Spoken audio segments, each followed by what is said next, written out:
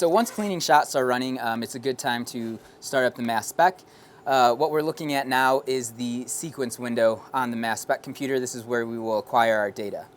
At the bottom of the screen, it looks like a bunch of little cups, and if you hover on it, it says sequence. All right, so at this point, we already have a template built for uranium lead, and we use that template for all the other analyses we do as well. We just change the methods. So right now, we're going to go to File, Open to open that template. It's going to open you into this data folder, which is where it should be, and you're just going to select the uranium lead 202, 238, 73 rows template.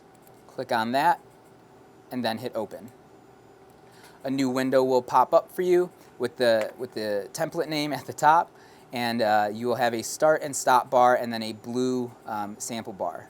All these blue sample bars are for one single grain analysis. So this one grain or one bar that we're going to set up right now with all of our parameters will be for the very first grain.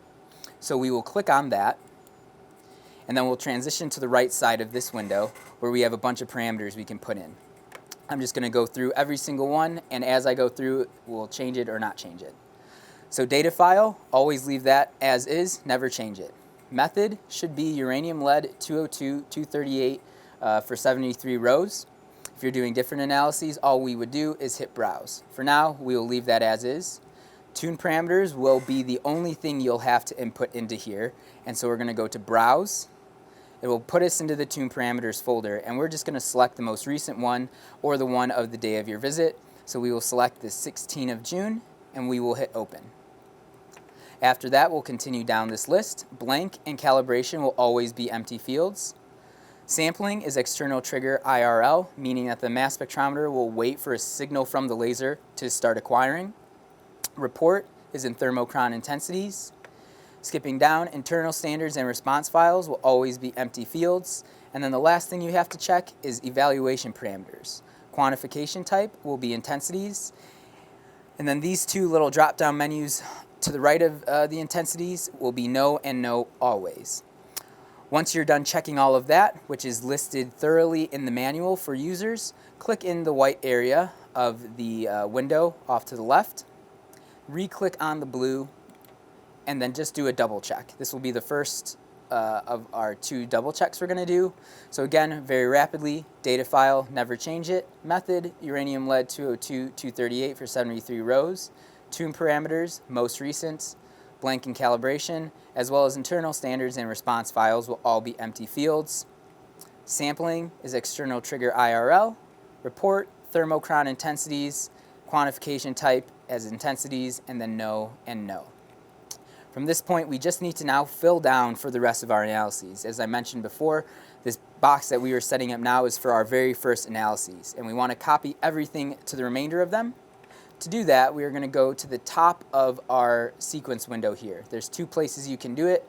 I like just clicking the fill down button. And so we will click on that button. A window will pop up in the middle of the screen. Going to there, it will highlight you on this first row, fill down analyses, which is what we want to input. So since we already have one, we just need to subtract one from our total scans.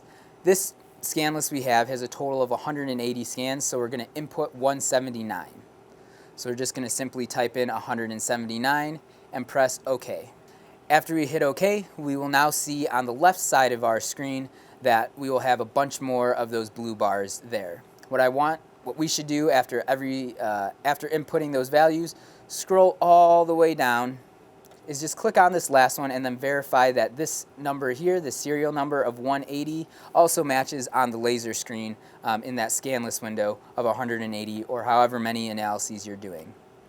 After you click on that, just verify on the right side that all of our parameters have stayed the same. It's very rare that these would randomly change themselves, but it's good to just do this double check. After you check that first time, scroll up a bit, somewhere in the middle, click on another one of those bars, and once again, check all of your parameters again. At this point, it's very, very, very, very critical to do a file save as. If you don't do a file save as, you will be at risk of overwriting data, previous data, or and then it will be very difficult for us to parse out that data. So we will go up to File Save As, it will immediately want you to save into a folder labeled as data. This is where you want to save your file. Do not go roaming around other places. Just name your file and hit save.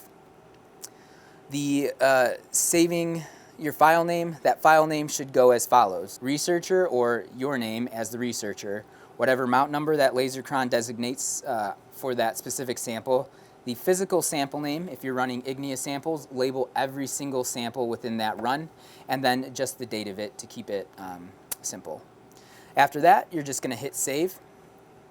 After you hit save, you are done setting up the mass spec, and we'll revisit the laser computer, but just verify at the top of that sequence window that what you've just entered for your research name, mounts, sample name, and the date is there, and if it is, you're good to go. So let's transition back to the laser and set that up for running.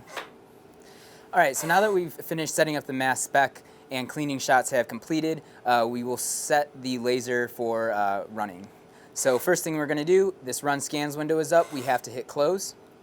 Now back in our description bar in our scan list, we're going to change back to our run settings. So our spot size, we'll click on the bar to get a drop down menu. We're going to change to a 20 micron circle.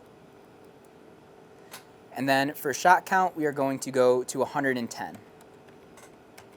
From here, we're going to go to select all.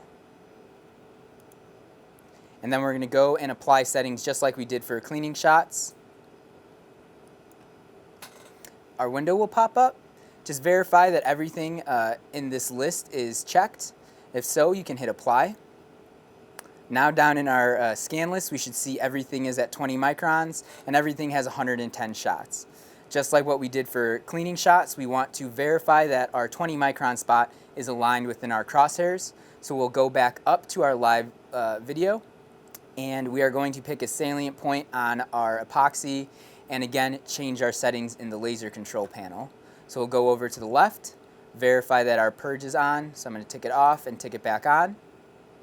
As I work my way up, I'm going to change my spot size from 40 to 20 microns. I'm going to change back to a single burst, and then I'm going to enable the laser. After the laser is enabled, the fire laser button will change to that red, mauve, pink color, whatever you like, and then we can fire off shots.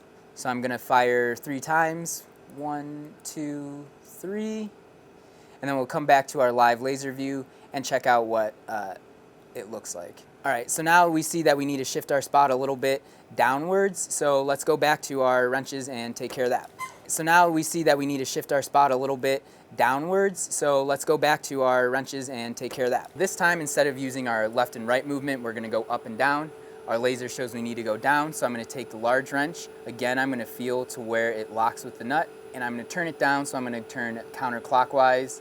So I'm going to hold it with 2 hands and just very tiny, tiny, tiny movements. All right, I've adjusted it. Now let's go back to the laser, fire off a couple of shots. 1, 2, 3, and we see that I've shifted it a little bit too low, so we'll bring it back up. So again with the long one, this time we're going to go counterclockwise and just a very, very tiny movement. It'll almost feel like you don't do anything. So I've adjusted it. Now let's go back and fire off some more test shots. 1, 2, 3, and it's good on up and down, but it still looks like it needs to be shifted to the left a little bit. So let's go back again. We'll use the short stubby one again to move it left, so clockwise. So I'll feel it hit that notch, and then just a super tiny turn like that. All right, so that looks pretty good. So now we can set up our pauses and get ready to go. It's imperative to always align the beam just in case there's any moments of you have a really small grain, you have a very specific spot, you don't want that spot to have shifted at all. So critical to align the beam. All right, so now we are setting up our pauses. Again, we're gonna open up our run scans window in the scan list window itself. All right, so we'll click run scans. Our window will pop up that we are now familiar with. Now we will be putting specific timings in for our pauses. Number 1, our pause will always be 2 seconds as we have been, so don't change that. Pause number 2 right in this line, we will change to 6. We also have a very quick, convenient pause guide for uranium lead right here on the side of the monitor. Pause number 3 will be this line right here, and that will be 15 seconds. Just really briefly, pause number 2 is our backgrounds pause, just to make sure every single analysis has solid backgrounds. Number 3 is outwash to get to re-achieve backgrounds once our laser time has finished. Pause number 4 will always be 0. It's unnecessary. Again, remember to not have number 5, shut off all gas flows, ticked. And then the last thing you just want to observe on this run scan screen is on the left side. Just make sure the fire laser during scans is ticked. If not, nothing will happen.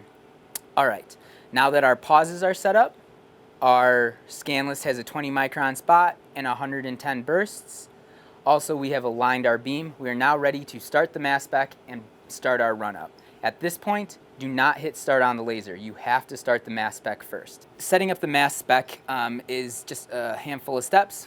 To start the run, we're going to go up to the top of our sequence window, and if you hover over the little blue flag, it'll say start. You want to click this. When you do, at the bottom of the screen, a run sequence will pop up. So let's go down there. We have 2 buttons, cancel, run, and then a bunch of check mark boxes. Make sure when you're running the analysis that everything is unticked except for acquired. So we'll untick evaluate. Just verify that everything else is unticked, which it is. At this point, we can now hit run. So we'll hit run. It will scan through all of the analyses that we're going to do, and a window will pop up in the middle of the screen. This window, if you do not tick the do not show this box again, the process will not be automated and timing will be thrown off, everything will be ruined. So don't ruin your sample, tick the do not show this box again, and then go ahead and hit continue. After doing this, back at the bottom of the screen, we will see a box show up that says estimated remaining time. The top bar will go from waiting to waiting for trigger. Once it says waiting for trigger, you are good to go on the laser to press start. So over on the laser, within your run scans window, you're just going to hit start. The laser will drive to its first spot, wait the 2 seconds, wait our background time, and then start firing. As it's firing, observe the mass spec computer. So on the mass spec computer, when an analysis is running, in the bottom part in that estimated remaining time, we will have a countdown, and you'll have a second countdown. This is the amount of time remaining for this run. Go into the 6-second background pause, and it should start firing around 22 seconds. Laser on time is roughly 15 seconds. The laser should shut off around 8 or 7 seconds. Now it goes into our outwash phase of that 15-second pause. This analysis is done. The mass spec is now changing to the next analysis to wait for the laser signal. It'll say waiting and waiting for trigger. It will sit indefinitely on waiting for trigger to get a response from the laser to initiate collecting. It'll collect backgrounds, and then it starts to collect all the isotopes in this method as the laser is ablating, and then it will start recording backgrounds at the end. We want you to sit and wait for at least 3 or 4 analyses to go by, just in order to verify that our timing is correct. And all that you need to do to verify that timing is just observe waiting for trigger before any countdowns start to happen on every grain. So for instance, right now we're sitting and waiting. It says waiting and waiting for trigger. Then it goes into a countdown. That's a proper analysis. This is the proper timing in there. If you wait 3 or 4 and see that repetition every time, you're good to go. The other thing you need to observe while watching the first couple analyses are the show window. Within the show window, it's the little chart icon. You can find it at the bottom of the screen. And as I mentioned, it is this little graph icon. If you hover over it, it will say it's the show window. When you click it and open it up, it will give you a spectrum of all the isotopes collected. For uranium lead analysis on zircon, we're collecting everything from 202 mercury to 238 uranium. When the laser is on and ablating those first couple analyses that you're going to be looking at, you want to observe uranium 238, which is the highest signal in our zircon analysis, is achieving something e to the 6th. Anything e to the 6th or millions of counts per second is true for uranium lead in zircon crystals. You will notice that backgrounds will be very low throughout, and you should see when the analysis starts that these backgrounds and some of those peaks shift and make random jumps. But when the laser turns on, you'll see all those will drop, and uranium-238 will be the largest signal you are seeing. And just verify again that every single one hits something e to the 6. When you do that, after 3 or 4 of them, you can step away and just wait for the entire run to be completed. And that is the process for setting up a sample for uranium lead analysis on the Elements 2 at Arizona Laser Crown Center.